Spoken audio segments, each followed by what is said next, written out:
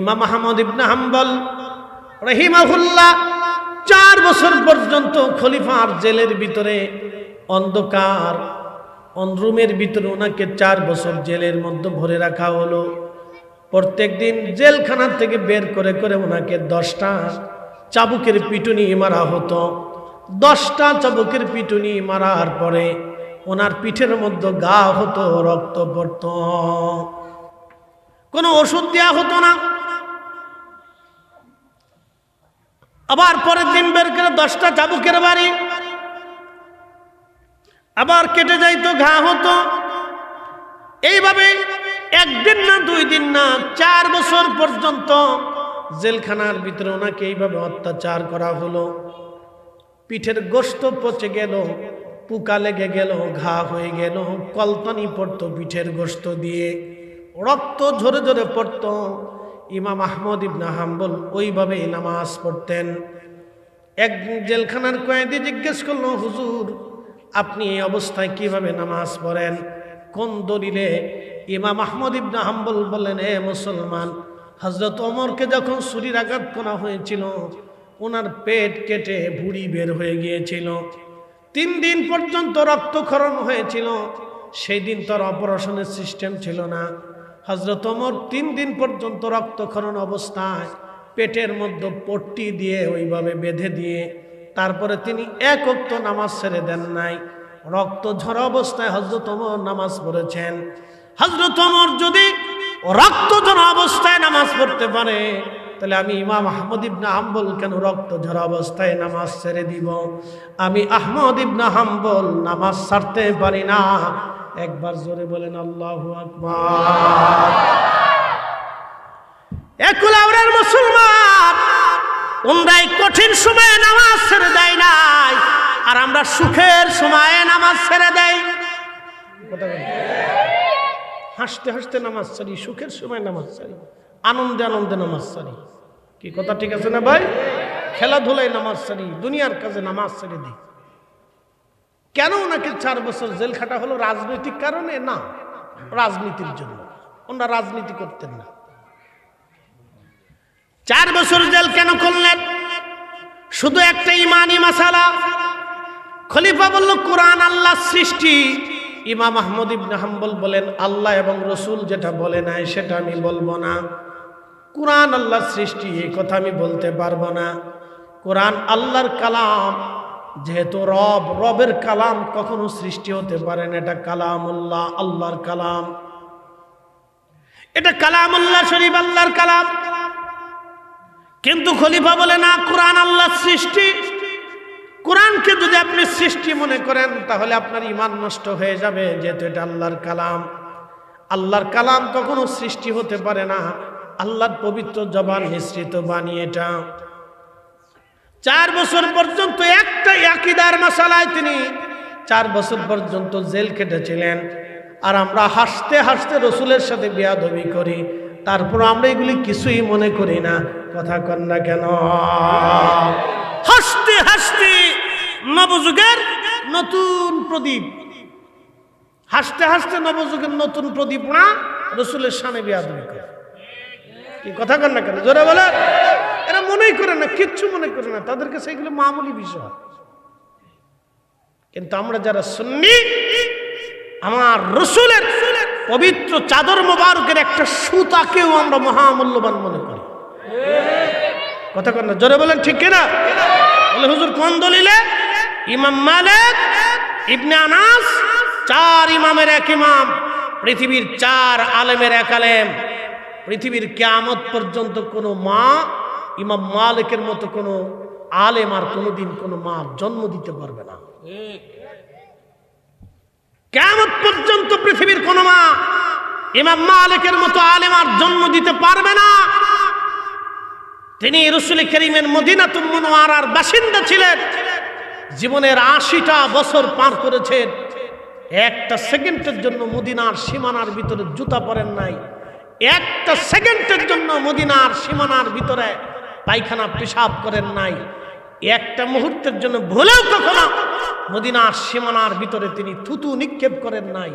তিনি ইমাম মালিক, মদিনার রসুলকে তিনি এইভাবে সম্মান করতেন। আমরা তাদের উত্তরসূরি, কথা বলেন ঠিক না বেঠিক? আমরা তাদের অনুসারী, আমাদের এখানে এরকম হতে হবে। আমার মাযহাবের ইমাম আবু হানিফা রাহমাতুল্লাহ আলাইহি মদিনাতে 7 দিন পরে ইমাম মালিককে বলতেছে, মালিক বিদায় দাও, মদিনার থেকে চলে যাও। তো ইমাম মালিক বলতেছে, ইমাম মদিনাতে মানুষ আসে থাকার জন্য, আর আপনি চলে যেতে চান কারণ কি? বলে আমি তো মানুষ, বেঁচে থাকতে হবে, আমার আর সহ্য হচ্ছে না। বলে কারণ কি? বলে আজকে 7 দিন হলো মদিনার ভিতরে পায়খানা পেশাব করতে পারি না। বলে কেন? তোমাকে যেই রোগে ধরছে আমাকেও সেই রোগে ধরছে, তোমাকেও রসুলের প্রেমের রোগে ধরছে, আমাকেও নবীর প্রেমের রোগে ধরছে। বলো ইমাম মালিক, তুমিও 80 বছরের সীমানার পায়খানা পেশাব করো না, আমি এই সীমানার ভিতরে কি করে পায়খানা পেশাব করবো, অথচ রসুল ঘুমিয়ে আছে। একসাথে বলবেন আল্লাহু আকবার। না না, জোরে বলেন, জোরে জোরে জোরে। ইমামুল আযম আবু হানিফার মতো কোন আলেম কিয়ামত পর্যন্ত কোন মার জন্ম দিতে পারবে? তারা রসুল তাদের কাছে এইরকম সম্মানিত ছিল, এইরকম সম্মানিত ছিল রসুল করিম তাদের কাছে। আমাদের সেই বিষয়গুলি খুব মহব্বতের সাথে বুঝে নিতে হবে। আমি চেটে চেটে কোন রকম পানির তৃষ্ণা নিবারণ করি। হে ইমাম মালিক, মদিনাতে আর থাকার আমার সুযোগ নাই, আমাকে বিদায় দাও, চলে যাচ্ছি। তিনারা ইশকে রসুল এইভাবে রসুলকে তাজিম করতেন। একসাথে বলা যাবে আল্লাহু আকবার। না না, আরো জোরে বলেন আল্লাহু আকবার। কাজী নজরুল এই জন্য চমৎকার ভাষায় লিখেছিলেন, আমি যদি আরব হতাম মদিনারি পথ, সেই পথ দিয়ে হেঁটে যাইতেন নূর নবী হাজরাত, নূর নবী হাজরাত। বন্ধু, হযরত বেলালের পিঠের চামড়া উঠিয়ে ফেলতে ফেলতে ফেলতে ফেলতে মারতে মারতে মারতে মারতে দিনের পর দিন, মাসের পর মাস, বছর ধরে বেলালকে অত্যাচার করা হয়েছিল, কিন্তু একটা সেকেন্ডের জন্য জবান থেকে আহাত শব্দ বাদ দিতে পারে নাই। একসাথে বলবেন আল্লাহু আকবার। আহা, এই ত্যাগের জন্য আল্লাহর নবী তাকে মসজিদে নববীর মুয়াজ্জিন বানাই দিলেন। পৃথিবীর কোন ইউনিভার্সিটি থেকে সে কিছুই শিক্ষা অর্জন করে নাই। আহা, একজন নিগ্রো আফ্রিকার সোমালিয়া, ইথিওপিয়া, কেনিয়া, ঘানা, এই অঞ্চলের মানুষ যদি আপনি দেখেন, তাহলে আপনি দেখবেন হযরত বেলালের চেহারা কেমন ছিল বুঝবেন। সোমালিয়া, কেনিয়া, ঘানা, ইথিওপিয়া, এই অঞ্চলের মানুষ দেখতে যেমন, হযরত বেলাল ছিলেন দেখতে তেমন। কোনো লেখাপড়া ছিল না, কিছুই ছিল না, তার কৃতদাস ছিলেন। শুধু কালেমা ইমানের কঠিন বলে বলিয়ানের জন্য আল্লাহর নবী তাকে মসজিদে নবীর মুয়াজ্জিন বানালেন। তো এমন এক মুয়াজ্জিন রসুল বলেছেন, আমার উম্মতেরা কিয়ামতের ময়দানে আমার বেলালের পিছনে পৃথিবীর সব মুয়াজ্জিন আমার বেলালের পিছনে দাঁড়াবে। একবার জোরে বলা যাবে কি আল্লাহু আকবার। মুয়াজ্জিন সাহেব শুনে রাখেন, বেলাল রাদিয়াল্লাহু আনহুর পিছনে আপনি দাঁড়ানোর সুযোগ হয়ে গেছে আপনার। আল্লাহু আকবার বললেন। পৃথিবীর সব মুয়াজ্জিন কিয়ামতের ময়দানে হযরত বেলালের পিছনে দাঁড়াবে। একসাথে বলবেন আল্লাহু আকবার। পৃথিবীর সব কারি হযরত উবাই ইবনে কাব রাদিয়াল্লাহু আনহুর পিছনে দাঁড়াবে। পৃথিবীর সব ন্যায় বিচারক যারা সমাজে ন্যায় বিচার করে, তারা হযরত ওমরের পিছনে দাঁড়াবে। একসাথে বলবেন আল্লাহু আকবার। আর পৃথিবীর সব অন্যায় বিচারক যারা দুনিয়াতে ন্যায় বিচার করে না, তারা হামান, ফেরাউন আর নমরুদের পিছনে কিয়ামতের ময়দানে দাঁড়াবে। আপনি ঠিক বললেও ঠিক, না ঠিক বললেও ঠিক। আল্লাহ চূড়ান্ত করে রাখছে কারা কোন জায়গায় দাঁড়াবে। পৃথিবীর সব বীর মুজাহিদরা হযরতে আলী রাদিয়াল্লাহু আনহুর পিছনে দাঁড়াবে। পৃথিবীর সব দানশীল ব্যক্তিরা হযরতে উসমানের পিছনে দাঁড়াবে। একসাথে বলবেন আল্লাহু আকবার। পৃথিবীর সব ওলি যারা মুজাহাদা করেছে, দুনিয়া বিরাগী যারা ছিলেন, তারা হযরতে আবু যর গিফারি রাদিয়াল্লাহু আনহুর পিছনে দাঁড়াবে। পৃথিবীর সব মজজুব যারা দুনিয়াকে লাথি মেরে আল্লাহর জন্য পাগল ছিল, গাজার জন্য পাগল তারা টারা না। আমাদের দেশে একদল আছে কোনটা মোষ আর কোনটা দাড়ি ও সিনে টেনে না, ও গাজা এমন টানা টানে গোসল টোসল করে না, শরীর দিয়ে পাড়ার গন্ধ পায়। ও নাম দিছে শাহ সুফি, শাহ সুফি। ও যদি শাহ সুফি হয়তো শয়তান কেডা, কি কথা কন না কেন? শাহ সুফি নাম দিছে, বাইরে এগুলো শাহ সুফি বের করার দরকার। খুব মনোযোগ দিয়ে এগুলি না, যারা দুনিয়া বিরাগী জাহিদ আল্লাহর পাগল ছিল, মজ্জুব ছিল, তারা হযরতে ওয়াসাল করনী রাদিয়াল্লাহু আনহুর পিছনে কিয়ামতে দাঁড়াবে। সুবহানাল্লাহ, একসাথে বলবেন আল্লাহু আকবার। পৃথিবীর সব নারী সমাজ হযরত ফাতিমাতুজ জাহরার মতো চরিত্রবান যারা ছিল, তারা হযরত ফাতিমা রাদিয়াল্লাহু আনহার পিছনে দাঁড়াবে। একসাথে বলবেন আল্লাহু আকবার। পৃথিবীর সব যুবক তারা হযরত ইমাম হাসান হুসাইন রাদিয়াল্লাহু আনহুর জন্য যারা ত্যাগ স্বীকার করছে, তারা ইমাম হাসান হুসাইনের পিছনে দাঁড়াবে। জোরে বলেন, জোরে জোরে জোরে জোরে। বেডি মানুষের পিছনে ঘুরেন না, যুবকের কপালে নাই। এইবার সুবহানাল্লাহ টল্লা কইলেন টইলেন না, কারণটা কি বদলো ভালো না, বুঝা যান বুঝা যান। ইমাম হুসাইন রাদিয়াল্লাহু আনহুর পিছনে দাঁড়াবে। রাসূলের মসজিদের মুয়াজ্জিন হয়ে গেলেন হযরতে বেলাল। নবীর মসজিদের মুয়াজ্জিন হয়ে যাওয়ার পরে আমার ভাইরা বলছে, হুজুর বেলালের একটু জীবনী বলবেন। মুক্তাসার, সময় কম, কথা আমার লম্বা। আশিক রাসূল হযরত বেলাল রাদিয়াল্লাহু তাআলা আনহু নবীজির ইন্তেকালের পরে এতটাই ইশকে রাসূলে বিভোর ছিলেন, তিনি আর আজান দিতে পারেন নাই। তিনি কখন আর আজান দেন নাই।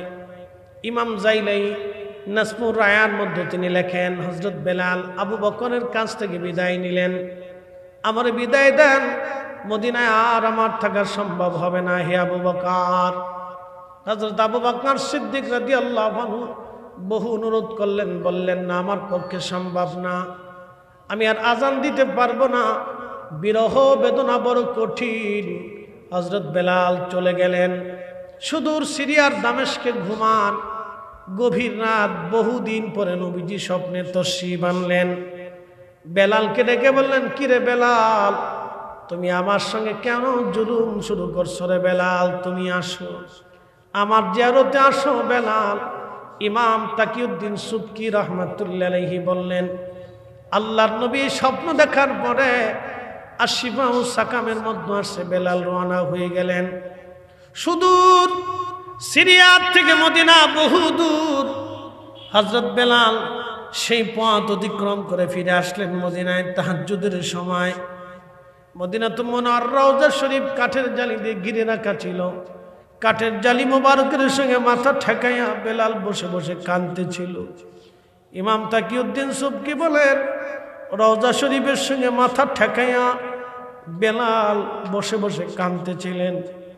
ইয়া রাসূলুল্লাহ, গোলাম আপনার কদম মোবারকে হাজির, গোলাম আপনার কদম মোবারকে হাজির হয়ে গেছে গো নবীজি।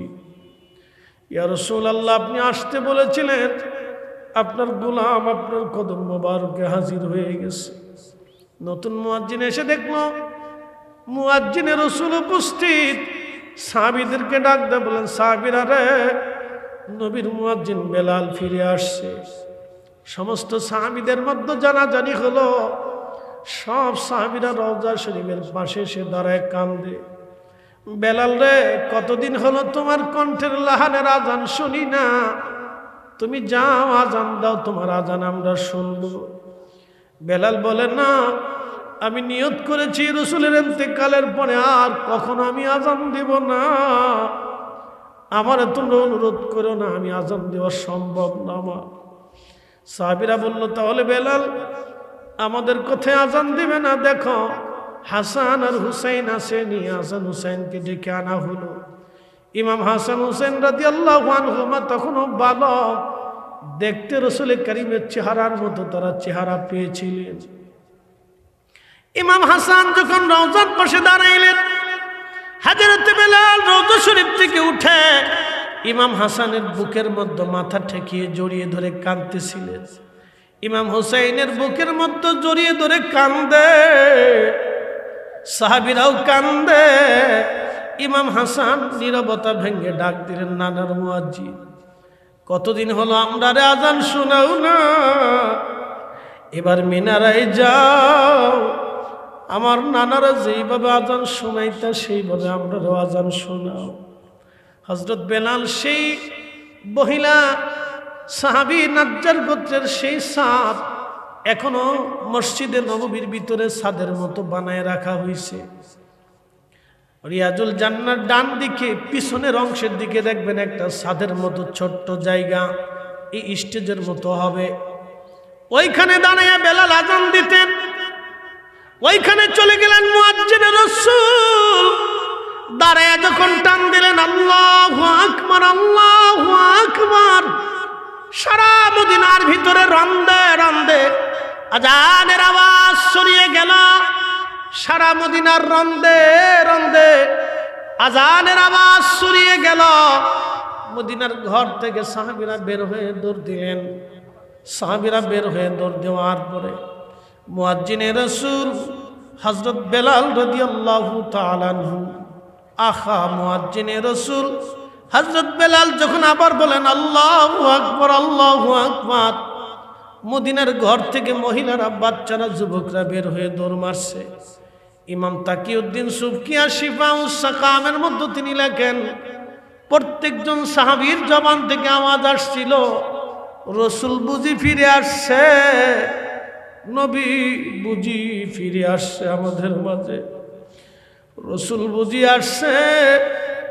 বেলালের আজানের সুমধুর লাহান ফুয়ুজুদ এত কঠিন ছিল, সাহাবীরা স্থির থাকতে পারেন না সেই দিন। আশহাদু আল্লা ইলাহা ইল্লাল্লাহ বলে যখন টান দিলেন, মদিনার এমন কোনো মানুষ নাই ডুকরিয়ে ডুকরিয়ে কেঁদে না উঠল। সবার জবানে একটা কথা ছিল, রসুল বুঝি ফিরে আসছে। মদিনার বাচ্চারা কান্দে, যুবকরা কান্দে, মহিলারা কাঁদতেছিল। বৃদ্ধ সাহাবীরা এসে মসজিদে নববীর মধ্যে বসে বসে কাঁদতেছিলেন। কান্নার রোল এত বেশি, কান্নার রোল এত বেশি ছিল, মদিনায় গুন গুন করে কান্নার আওয়াজ ভারী হয়ে গেল।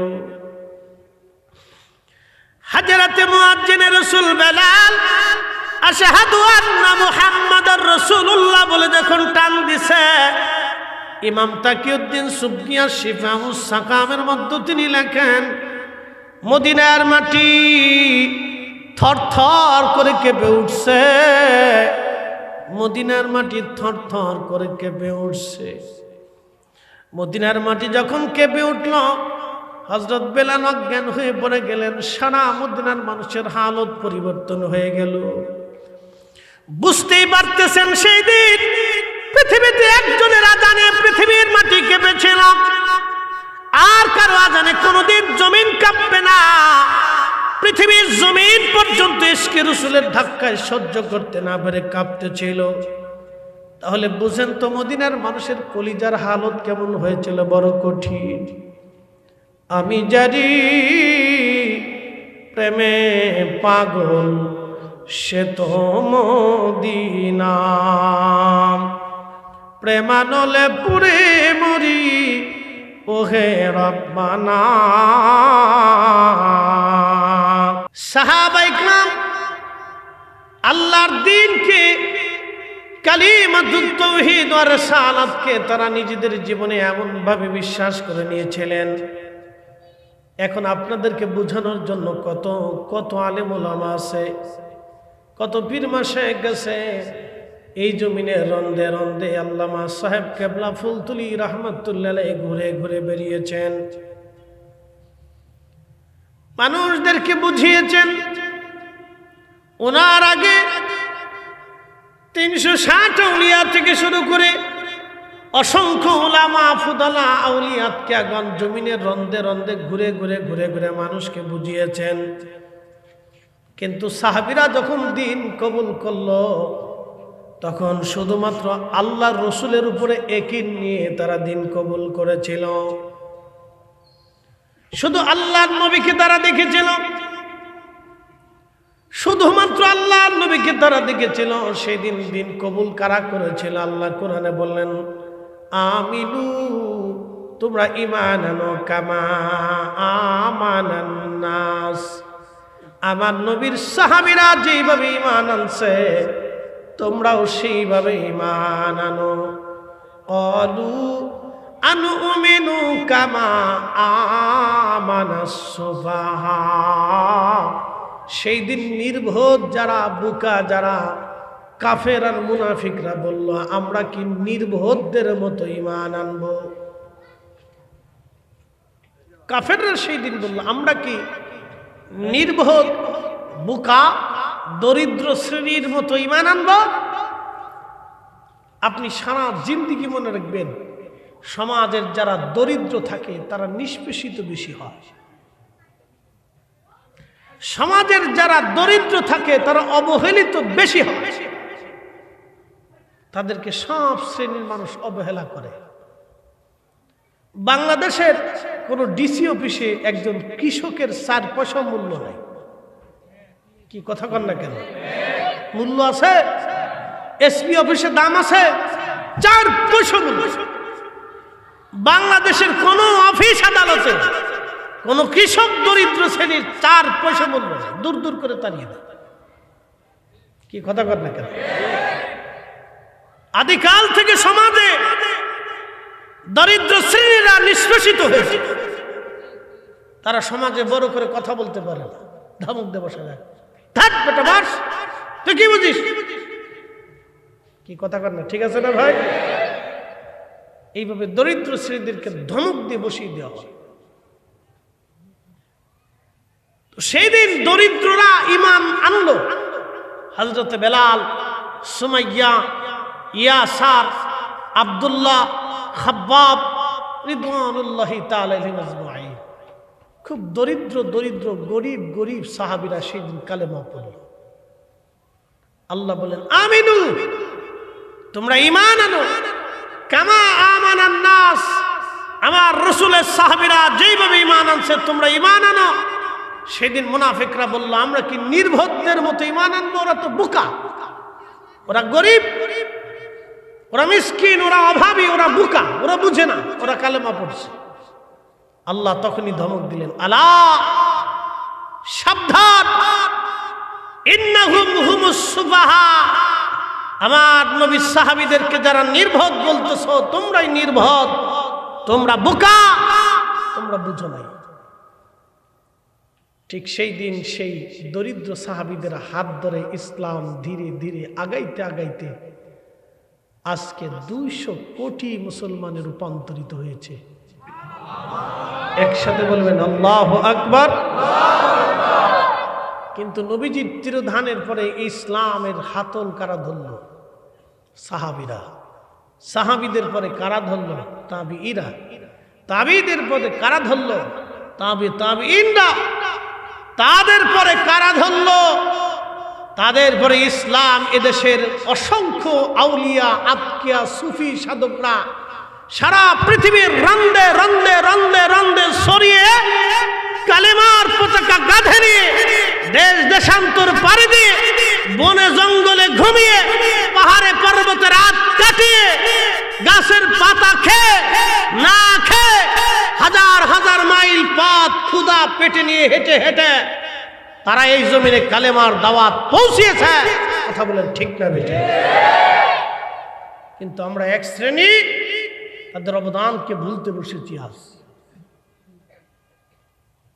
আধুনিকতার ছোঁয়ায় আমরা তাদের সেই ত্যাগকে ভুলতে বসেছি। এই আধুনিক বাতি পাওয়ার পরে যেমন চেরাগের মূল্য থাকে না, আধুনিক হুজুর পাওয়ার পরে আউলিয়া কেরামের কথা আজ মনে নাই। এই কথা কন না কেন? আমরা আজকে হুজুর পাইছি মাদানি,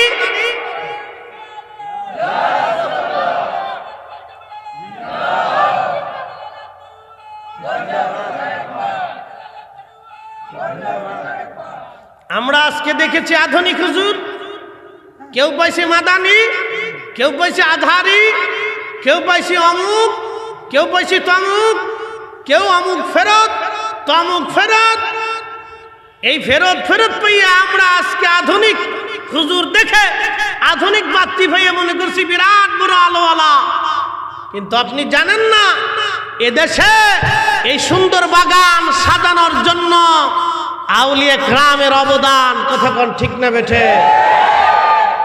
কালেমার সাত পাওয়া তো দূরের কথা, সেই দিন যদি শাহজালাল ইয়ামিনী মুজাররিদি জায়নামাজ বিছাইয়া সুরমা পার না হতে পারতেন, তাহলে আজকে বাংলাতে কালেমার স্বাদ নসিব হতো না। সেই দিন যদি খাজা বাবা আজমির শরীফ থেকে পানিপথ প্রান্তরে ধুলি নিক্ষেপ করতে না পারতেন, তাহলে আজকে ভারতের জমিনে কালেমার স্বাদ মুসলমান পেত না। সেই দিন যদি মুজাদ্দিদ আল ফিসানি সিরহিন্দি ফারুকি সম্রাট জাহাঙ্গীরের দেওয়া সেই বাঘের খাঁচার ভিতরে ক্ষুধার্ত সিংহের সামনে যদি সেই দিন তিনি সালাত আদায় করতে না পারতেন, সিংহ যদি সেই দিন তাকে খেয়ে ফেলত, আর সিংহ যদি সেই দিন ওলি আল্লাহ না চিনে চিনার পরে যদি বসে না থাকতো, তাহলে ভারত উপমহাদেশে দ্বীন ইলাহি চলতো, মুসলমান ইসলাম বলে কোনো শব্দ এদেশে থাকতো না। আজকে আধুনিক হুজুর পাইয়া আমরা তাদের অবদানকে ভুলে গেছি নাকি? আহা, এটাই হচ্ছে অকৃতজ্ঞ। কথা বলেন ঠিক না বেটে? আধুনিক বাত্তি পেয়েছি আমরা। প্রিয় সিলেটবাসী, মৌলভীবাজারবাসী, কোলাউড়াবাসী, খুব মনোযোগ দিবেন।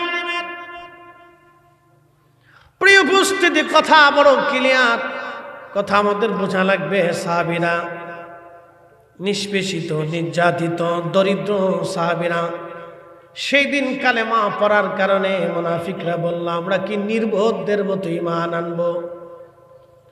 কিন্তু আপনি চিন্তা করেন, মাঝে মধ্যে ভারতে আমরা ভিডিওর মাধ্যমে দেখি দরিদ্র মুসলমানদেরকে ধরে ধরে নিয়ে হিন্দুরা পিটায় আর বলে জয় শ্রীরাম, বল বল জয় শ্রীরাম, বল জয় শ্রীরাম। যখন তারা জয় শ্রীরাম বলে তখন তাদের পিটানি বন্ধ করে, জয় শ্রীরাম না বলা পর্যন্ত তাকে পিটাইতেই থাকে, মারতে থাকে। জীবনের মোহে, জীবনের মায়া করতে যায় অনেক মুসলমান জয় শ্রীরাম বলে ফেলে দেয়। আপনি যদি দেখেন হযরত সুমাইয়া রাদিয়াল্লাহু আনহা, তিনি একজন কৃতদাসী ছিলেন, শুধুমাত্র কালেমা পড়ে তিনি আসছেন। আবু জাহেলের লোকেরা তাকে ধরে নিয়ে আসছে। তখন এত ওয়াজ নসিহত হয় নাই, এত মুসলমান হয় নাই, এত আলেম ওলামা নাই, এত মিডিয়া নাই, কিচ্ছু নাই। সেই দিন কাফেররা তাকে ধরে নিয়ে গেল, তারা হাত পা গুলি বেঁধে রাখলো। আবু জাহেল বর্ষা হাতে নিয়ে বলল, সুমাইয়া বল কালেমা কে সারবি। সুমাইয়া বলেন, আবু জাহেল যে সত্য ইমানে কালেমায় দিলে গ্রহণ করেছি, জীবন চলে যাবে, সেই কালেমা যাবে না। হযরত সুমাইয়ার গুপ্তাঙ্গে সেই দিন আবু জাহেল খুচি খুচি বর্ষা মেরে মেরে একটা মায়ের জাতিকে সে হত্যা করেছিল। সেই দিন হযরত সুমাইয়ার আর্তচিৎকারে আকাশ পাতাল ভারী হয়েছিল। সেই দিন কেউ তার সাহায্যের জন্য আগায় আসে নাই, একটা মানুষ তার সাহায্যের জন্য আসে নাই, একটা মানুষও তার প্রতিবাদ করে নাই। আবু জাহেল মৃত্যু পর্যন্ত বর্ষা দিয়ে তাকে ওইভাবে আঘাতের পর আঘাত করেছিল। আবু জাহেল ক্ষান্ত হয় নাই। হযরত সুমাইয়া শুধু বলতেছিল, ইয়া রাব্বি, যেই সত্যটা ইমানে ধারণ করেছি, কালবে ধারণ করেছি, জীবন যাওয়ার আগ পর্যন্ত যেন এই সত্যটা তুমি আমার দিল থেকে বের করে নিও না আল্লাহ। সেই দিন হযরতে সুমাইয়া রাদিয়াল্লাহু আনহা জীবন দিয়ে দিলেন তিনি, কিন্তু ঈমান বিক্রি করেন নাই। আহা, আল্লাহ তাদের উপরে খুশি হয়ে জবাব দিলেন, রাদিয়াল্লাহু আনহুম ওয়া রাদু আন, আমি আল্লাহ তাদের উপরে খুশি, তারা আমি আল্লাহর উপরে খুশি হয়ে গেছে। যালিকা লিমান খাশিয়া রাব্বা, কারণ তারা আমি আল্লাহকে ভয় করত। আমি আল্লাহর ভয়ের জন্য তারা আমি রবের দরবারে সম্মানিত হলো। আমি রব তাদের উপরে খুশি হয়ে গেলাম, তারা আমার উপরে খুশি হয়ে গেল। ও মৌলভীবাজারের মুসলমান, এইভাবে বহু সাহাবীর জীবন চলে গেল। হযরত খাব্বাব রাদিয়াল্লাহু আনহু ওনাকে ধরে নিয়ে কাফেররা, উনি ছিলেন কামার, উনি ওই লোহা দিয়ে অস্ত্রপাতি তৈরি করতেন। খাব্বাব রাদিয়াল্লাহু আনহু কামার ছিলেন, লোহা দিয়ে অস্ত্র বানাইতেন খাব্বাব। এই কয়লাগুলি যখন আগুনের মধ্যে দেওয়া হয় তখন এই কয়লাগুলি পুড়ে দেখবেন আঙ্গার হয়ে যায়, আগুনের রূপ ধারণ করে। এই কয়লাগুলি বিষাইয়া হযরত খাব্বাবকে চিৎ করে শুমাইয়া জোর করে কাফেররা বুকের উপরে পাথর চাপা দিয়ে চেপে ধরে রাখত। হযরত খাব্বাব বলতেন, আমার পিঠের চামড়া পুড়ে কয়লার আগুন নিভে যাইত, তারপরে ওরা আমাকে ছাড়ত না, আবার আমাকে উঠাইতো, আবার কয়লাগুলি ওরা আগুনের মধ্য দিয়ে আবার আঙ্গার বানাইতো, আবার মাটির উপরে বিছাইয়া ওই কয়লার উপরে আমাকে চিৎ করে শোয়া পাথর চাপা দিয়ে তারা চেপে ধরে রাখত। আমার পিঠের গোশতগুলি পুড়ে পুড়ে, আমার পিঠের চর্বি পুড়ে পুড়ে কয়লা নিভে যাইত। আমার পিঠের মধ্যে বড় বড় ঘা হয়ে গেল, খাব্বাবের পিঠের উপর থেকে গোশত চলে গেল, চামড়া চলে গেল, বড় বড় ঘা হয়ে গেল, গর্ত হয়ে গেল, জায়গা থেকে গোশতগুলি উঠে চলে গেল, যেখানে যেখানে কয়লা পড়েছিল সেখান থেকে গোশত চলে গেল, চামড়া চলে গেল, সাদা সাদা ফ্যাতফেতে হয়ে রইল। হযরত খাব্বাব পিঠের চামড়া দিলেন, গোশত দিলেন, কিন্তু ঈমান বিক্রি করে দেন নাই। একবার জোরে বলা যাবে কি আল্লাহু আকবার। এক ওলাউরার মুসলমান, খুবই মনোযোগ দিয়ে শুনবেন। আল্লামা সাহেব কেবলা ফুলতুলি রাহমাতুল্লাহ আলাইহি সৈয়দপুরের জমিনে নারে রিসালাত ইয়া রাসূলুল্লাহ বলার অপরাধে ওনাকে মারতে মারতে মুমূর্ষ করা হলো। তখন এই মৃত্যুর পূর্ব মুহূর্ত পর্যন্ত, অজ্ঞান হওয়ার পূর্ব মুহূর্ত পর্যন্ত সাহেব কেবলা ইয়া রাসূলুল্লাহ বলে জিকির করতেছিলেন। কঠিন সময় পর্যন্ত তিনি আল্লাহ রসুলকে ভুলে যান নাই। আমরা তাদের অনুসারী, জীবনের শেষ সময় পর্যন্ত আমরা রিসালাতের পক্ষে, রাসূলুল্লাহর পক্ষে আমাদের জীবন পর্যন্ত টিকে থাকবো। কথা বলেন ঠিক না বেঠে? প্রিয় উপস্থিতি, সেই দিনে রক্ত ওনার বৃথা যায় নাই। আল্লাহ সিলেটের জমিনের রন্দে রন্দে ওনার রক্তটাকে আল্লাহ কবুল করে নিলেন। আল্লাহ এই জমিনের রন্দে রন্দে ওনার খেদমতটাকে এমন ভাবে আল্লাহ ছড়িয়ে দিলেন, প্রত্যেক মানুষের হৃদয়ে হৃদয়ে গেথে গেল। শুধু গেথে যায় নাই, ওনার অবর্তমানের বড় আজও কোটি কোটি সিলেটবাসী, কোটি কোটি সুন্নি মুসলমানের হৃদয়ে আল্লামা সাহেব কেবলা ফুলতুলি এখনো বেঁচে আছে। কথা কন না কেন? বেঁচে আছে না? কি কথা কন না কেন? আব্দুল লতিফ বাংলাদেশে হাজার হাজার আছে না? তো হাজার হাজার আব্দুল লতিফ আছে, ওই আব্দুল লতিফকে তো কেউ স্মরণ করে না, কিন্তু ওনাকে কেন স্মরণ করে? আপনার হৃদয়ে ওনার প্রতি মহাব্বত কে সৃষ্টি করে দিছে? একসাথে বলে না না না, জোরে বলেন, জোরে বলেন। আবার পরে বুঝাই। শাহজালাল ইয়ামানি মুজাদ্দিদ ইন্তেকাল করেছেন কত বছর? 750 বছর ওনার জিন্দেগি বাংলাদেশে। তো 750 বছর পরেও ওনার কথা আমাদের হৃদয়ে কে ধারণ করে রাখছে? একটা কিতাব উনি লেখেন। কি কথা কন না কেন? লেখছে একটা কিতাব উনি, একটা হাদিসের কিতাব উনি, একটা তাফসীরের কিতাব উনি লেখেন। তো ওনার মহব্বত আমাদের অন্তরে কে দিয়ে রাখছে? শাহজালাল তো দেশে বহু আছে, বাকি শাহজালাল কথা মানুষের কেন মনে নাই? ওনারটা কেন মনে আছে? ওনারা আল্লাহর মকবুল। ওনাদের অবদানকে অস্বীকার করা মানে নিজের পিতাকে অস্বীকার করা।